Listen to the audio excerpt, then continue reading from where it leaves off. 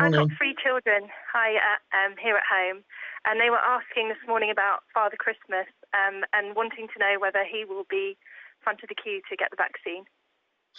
Oh, absolutely. Ago now, the train has now slowed down safely.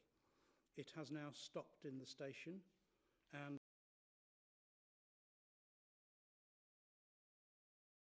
if you want me to do a football analogy, then I have thought about this.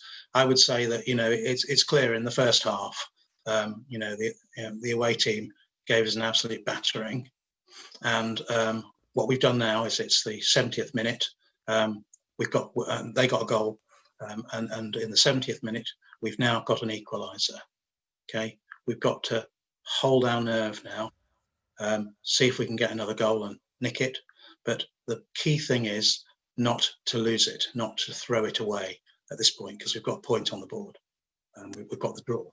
So from that perspective, what I'm saying is that we need more vaccines, but we also need people to realise that these are not an instant ticket out of anywhere at the moment.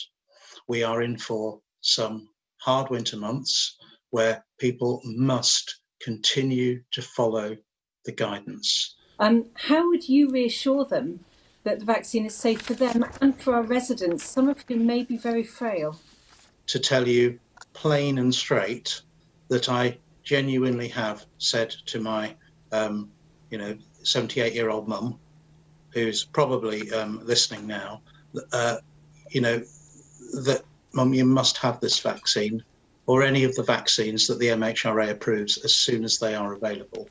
This is really important because you are so at risk. I'm very confident in the assessments the MHRA makes. How quickly after this vaccine, and we know it's only effective after, well, pretty much a month when you've had the first dose, how soon after that can you hug your mum? You should not expect the vaccine to be protecting you from infection fully until probably 7 to 10 days after the second infection. But that doesn't mean that in every single person we can assure complete protection. Of course we can't. It would depend upon not who your mum is, but who you are in terms of how well you're going to respond to the vaccine. And I think until we are properly confident of how the vaccine works and properly confident that disease levels are dropping, that even if you've had the vaccine, you are going to need to continue to follow all the rules that apply for a while longer. No, I was just going to ask on the Oxford one. I was getting a little bit excited there because there is some discussion that might be given approval before Christmas. Can you give us any indication about that one? I'm hopeful, again, that that would happen, but it's entirely out of my hands. It's in the hands of the regulator, the MHRA. They take a very firm line, and we take a very firm line that they are independent, that they must do what they do in their own time. And if that takes them a few weeks, that's fine. If it has to take them a few months because they've got to ask further questions or they need a piece more data from the manufacturer, that's also fine.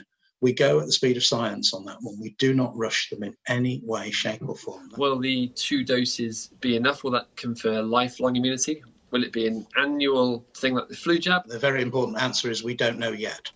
It's as simple as that.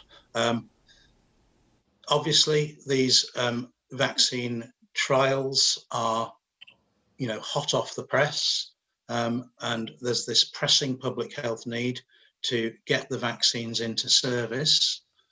And already we're seeing that after 3 months follow-up, then already there's this massive protective effect. For example, from the Pfizer vaccine. I've got 3 children here at home, and they were asking this morning about Father Christmas and wanting to know whether he will be front of the queue to get the vaccine. Oh, absolutely. The JCVI made a very special case for Father Christmas, and he is going to be absolutely at the top of our list.